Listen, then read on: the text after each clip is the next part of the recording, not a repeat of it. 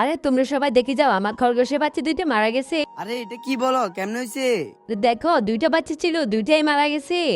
তুমি মনে হয় ঠিক মতো খাবার দাও নাই। কিন্তু আমি তো প্রতিদিন খাবার দিতাম। আচ্ছা যা হওয়ার হয়েছে, এখন আমাকে এগুলো দাও, আমি এগুলো রান্না করে ফেলি।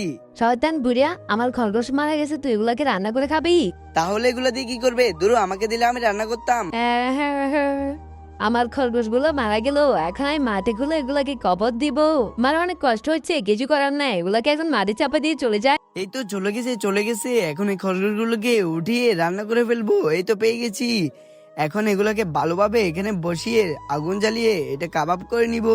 এই তো হয়ে গেছে। এখন চামড়াটা ভালো করে ঘষে সস লাগিয়ে জাল লবণ লাগিয়ে এটা ভালো করে আটা লাগিয়ে দিব।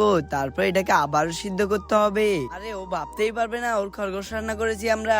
পিস পিস করে এখন কেটে নিব। এই তো রেডি। তোমরা কি খাচ্ছ এত মজা করে? আরে আমরা বাজার থেকে মাংস এনে রান্না করেছি। আরে ওয়াও, অনেক সুস্বাদু হয়েছে মাংস।